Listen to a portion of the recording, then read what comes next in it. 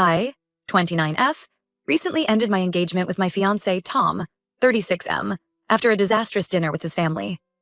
We had been together for 6 years and engaged for the last 2 years.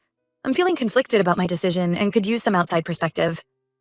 Tom and I met through mutual friends at a local art gallery opening when I was 23 and just starting my career as a marketing executive. He was 30 and working as a financial analyst at a prestigious firm. I remember being immediately drawn to his charisma and wit.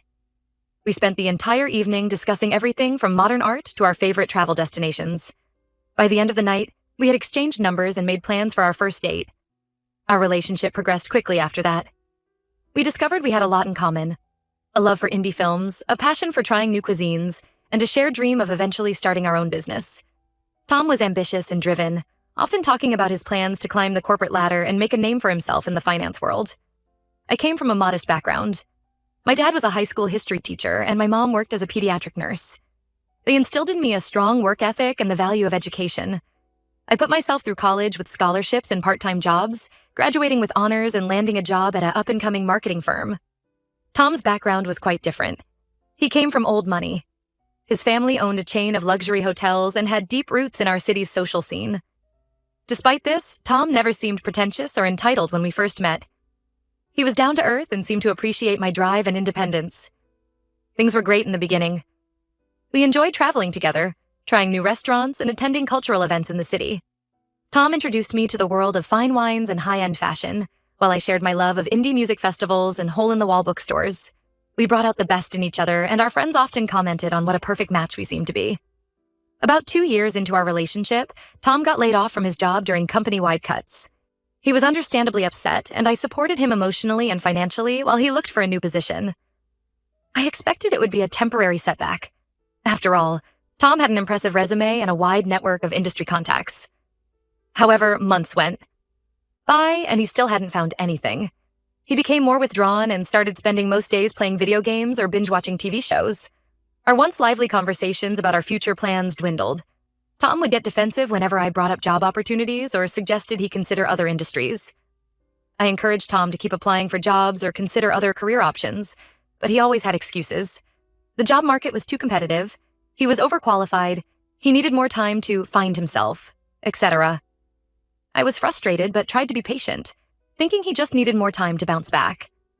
I remembered how supportive he had been when I was struggling to establish myself in my career, and I wanted to return that support. Fast forward 4 years, and Tom was still unemployed. He would occasionally pick up some freelance work or do food delivery, but nothing consistent. I was essentially supporting both of us on my salary, which had grown thanks to several promotions I'd earned through hard work and long hours. To make matters worse, Tom's spending habits hadn't changed. He still bought expensive clothes, gadgets, and went out drinking with friends regularly. When I tried to discuss budgeting, he'd get defensive and accuse me of trying to control him. Despite these issues, I still loved Tom and wanted to make things work. I kept hoping he'd snap out of this funk and get his career back on track. When he proposed 2 years ago during a sunset beach walk on our vacation in Bali, I said yes, because I truly believed we could work through our problems. The proposal was everything I had dreamed of: romantic, thoughtful, and seemingly full of promise for our future together. Throughout our relationship, my interactions with Tom's family had been tense. His parents, especially his mother Sandra, never approved of me. They come from old money and place a lot of importance on pedigree and social status. From the first time Tom introduced me at a family dinner, I could sense their disapproval. Sandra would make subtle digs about my clothes, my job, my family, etc. whenever we met. She once asked if my parents had help to maintain their home, seeming shocked when I explained that we did our own cleaning and yard work.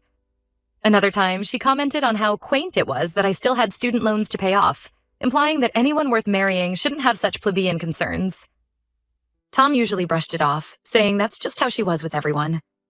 He would tell me stories of how Sandra had disapproved of his sister's choice in friends or his cousin's career in public service. I tolerated it for Tom's sake, but it always bothered me that he never really stood up for me. Things came to a head last week at a family dinner to celebrate Tom's sister's engagement. The evening started off tense, with Sandra making pointed remarks about how lovely it was that her daughter had found someone from a good family. I tried to keep the peace by complimenting the decor and asking about the wedding plans. However, as the night wore on and the wine flowed freely, Sandra's comments became more direct and cutting. She spent the whole evening making snide remarks about my family and upbringing. She went on about how their family had standards and how Tom was lowering himself by being with someone like me. I tried to keep my cool, but finally snapped when Sandra said I'd probably trap Tom by getting pregnant. The implication that I would resort to such tactics, combined with the years of pent-up frustration, caused something in me to break. I told her off, saying that if anyone was trapping Tom, it was them, by babying him and enabling his unemployment. I revealed that I'd been supporting Tom financially for years while he sat around doing nothing. I detailed how I had been paying our rent, utilities, and even funding Tom's expensive hobbies, while he contributed nothing to our household. Tom's family was shocked. They had no idea he was unemployed. He'd been lying to them all this time, pretending he still had his old job. Tom just sat there silently as I aired all our dirty laundry. His father demanded to know if it was true. Tom mumbled that it was, but tried to downplay how long he'd been out of work. Sandra started screeching at me, calling me a liar and gold digger. She accused me of making up stories to cover for my own inadequacies. Tom's sister and her fiancé looked extremely uncomfortable, staring down at their plates and refusing to meet anyone's eyes. I'd had enough at that point. I took off my engagement ring, the beautiful sapphire and diamond piece that had once symbolized so much hope for our future, and handed it to Tom. Without another word, I grabbed my purse and walked out, leaving behind the stunned silence of the dining room. Tom followed me out to the driveway and begged me not to leave. He said he was sorry for not defending me and promised he'd start looking for work seriously. He swore things would be different, that he'd stand up to his family and be the partner I deserved.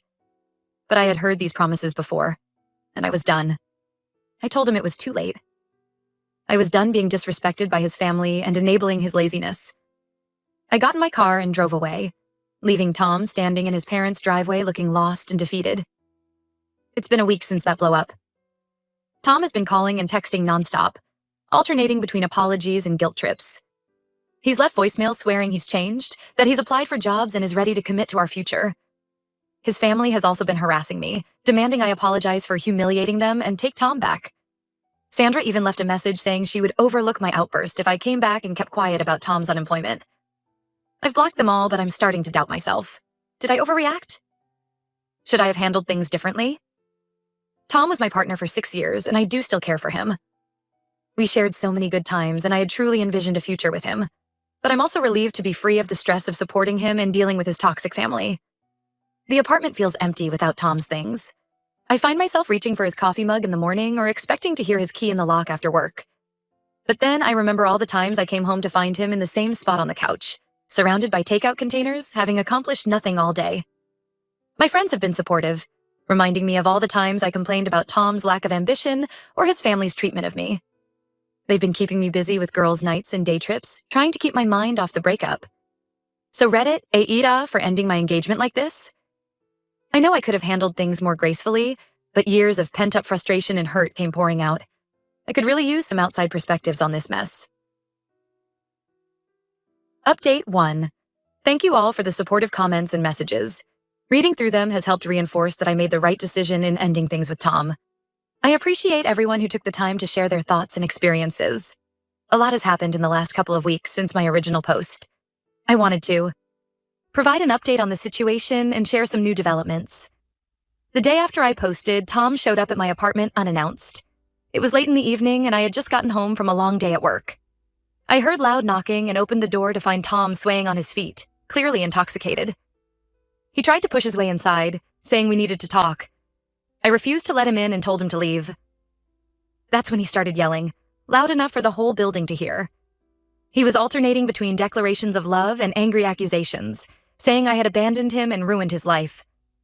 My neighbors must have heard the commotion because soon I heard another door open in the hallway.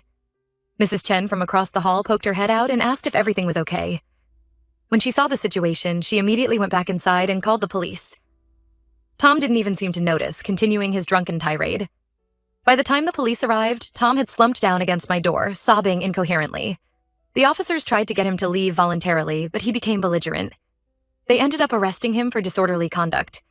I felt terrible seeing him taken away in handcuffs, but I know it wasn't my fault. I gave a statement to the police, and they advised me to consider getting a restraining order if Tom's behavior continued. Tom's arrest seemed to be a wake-up call for his family. His sister Jane reached out to apologize for not speaking up at the dinner and for how I'd been treated. We met for coffee, and she confided that she and other family members had suspected for a while that something was off with Tom's employment situation, but no one wanted to rock the boat. Jane also revealed some family history I hadn't known before. Apparently, Tom's father had gone through a similar period of extended unemployment when Tom was a teenager. The family had covered it up to save face socially, with Tom's mother Sandra taking on extra charity work to explain why her husband was always home. Jane thinks that's partly why Tom's parents enabled his behavior. They saw it as normal based on their own experiences. This information shed some new light on the family dynamics, but it doesn't excuse their treatment of me or Tom's deception. While I appreciated Jane's apology, I made it clear that it doesn't change my decision to end the engagement. Too much damage has been done. Tom's parents also reached out, but their messages were less apologetic. Sandra left a voicemail demanding a meeting to clear the air. Her tone made it clear she expected me to apologize for my outburst at dinner. I declined the invitation through a brief text message. Tom's father sent a long email essentially trying to bribe me to take Tom back. He offered to pay off my student loans and buy us a house if I agreed to reconcile with Tom. The email went into detail about how it would reflect poorly on the family if the engagement was broken, especially so close to his daughter's wedding. I was disgusted by the attempt to basically purchase my compliance and told him exactly where he could stick his offer. On the advice of several commenters, I've started seeing a therapist to work through my feelings about the relationship and breakup. It's been really helpful in processing everything and identifying patterns I don't want to repeat in future relationships. I've realized how much I had been compromising my own values and goals to accommodate Tom and his family. I've also taken steps to protect myself legally and financially. I hired a lawyer to send cease and desist letters to Tom and his family to stop their harassment. I've changed all my passwords, put a freeze on my credit, and alerted my workplace security about the situation just in case. My company has been surprisingly supportive, even offering to let me work from home for a few weeks if I felt unsafe. The hardest part has been going through the process of untangling our lives. Tom and I never officially lived together, but he spent most nights at my place and had gradually moved a lot of his stuff in. I enlisted some friends to help me pack it all up and had it delivered to his parents' house where he's been staying. Sorting through everything brought up a lot of memories, both good and bad. I came across old love letters from our early days, souvenirs from our travels, and photos from happier times. But I also found evidence of Tom's deception, resumes he'd never sent out, self-help books on finding motivation that were still shrink-wrapped, and even a hidden stash of unpaid bills he'd kept from me. One discovery hit me particularly hard. I found a small velvet box tucked away in Tom's nightstand. Inside was a beautiful pair of sapphire earrings, the ones I had admired months ago when we walked past a jewelry store. There was a note saying they were meant to be an anniversary gift. It was a bittersweet reminder that despite everything, there had been genuine love between us at one point. I'm slowly starting to envision a future without Tom. I've signed up for some classes I've always wanted to take, a creative writing workshop and a cooking class specializing in international cuisines. I'm also planning a solo trip abroad next month, something I've always dreamed of doing but put off because Tom was uncomfortable with me traveling alone. My friends have been incredibly supportive, keeping me busy and reminding me of my worth. We've had movie nights, tried new restaurants, and even went on a weekend hiking trip. It's been a reminder of how much I had been isolating myself to accommodate Tom's increasingly hermit-like lifestyle. There are still moments where I miss Tom and our relationship. 6 years is a long time to share your life with someone. But I know that what I'm mourning is the potential of what could have been, not the reality of what our relationship had become. I deserve a true partner, not someone who sees me as a meal ticket or emotional crutch. Thank you again to everyone who offered advice and encouragement. It really helped give me strength during this difficult time. I'm cautiously optimistic about what the future holds, even if it's not the future I had originally envisioned for myself. Update 2. It's been about a month since my last update, and I wanted to share some final thoughts on the situation. A lot has changed in the past few weeks, and I'm still processing everything that's happened. The harassment from Tom and his family has finally stopped.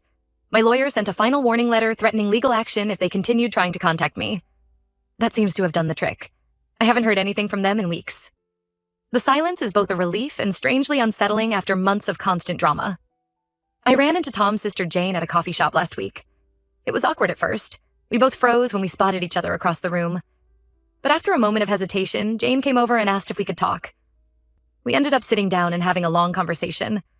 Jane filled me in on how Tom's been doing. Apparently, he's finally started therapy and is looking for work.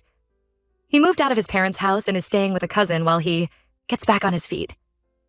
Jane thinks the whole situation was a much-needed wake-up call for him. She said he's been attending AA meetings and is trying to rebuild his relationship with their parents. While I'm glad Tom is getting help, I made it clear to Jane that reconciliation is not on the table. Too much trust has been broken. She understood and wished me well, saying she hoped we could eventually be on friendly terms even if we're no longer going to be family. Jane also shared some more family background that helped explain some of Tom's behavior. Their grandfather, who had been a prominent businessman, lost everything in a scandal when their father was young. The family clawed their way back to prosperity, but it left deep scars. There's a family culture of keeping up appearances at all costs and never admitting to any kind of failure or weakness. This context doesn't excuse Tom's actions or his family's treatment of me, but it does help me understand the dynamics a bit better. It made me realize how much pressure Tom must have felt to live up to his family's expectations, and how terrified he must have been to admit he was struggling. I've been focusing on rebuilding my life post-breakup. I moved to a new apartment in a different neighborhood to get a fresh start. My new place is smaller, but it feels good to have a space that's truly my own. I've been enjoying decorating it exactly how I want, without having to consider anyone else's tastes or needs. Work has been a great distraction. I threw myself into some big projects and even got a promotion last week. My boss pulled me aside to say how impressed he's been with my performance lately. It felt good to be recognized for my efforts after years of Tom downplaying my career.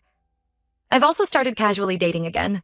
Nothing serious yet, but it's been nice to get out there and remember what it feels like to be appreciated. I'm taking things slow and being upfront about my recent breakup.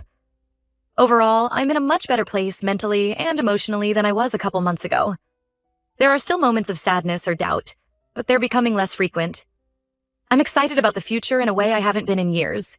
Thank you again to everyone who offered support and advice throughout this journey. Your words gave me strength when I needed it most. I hope my story can help others who find themselves in similar situations.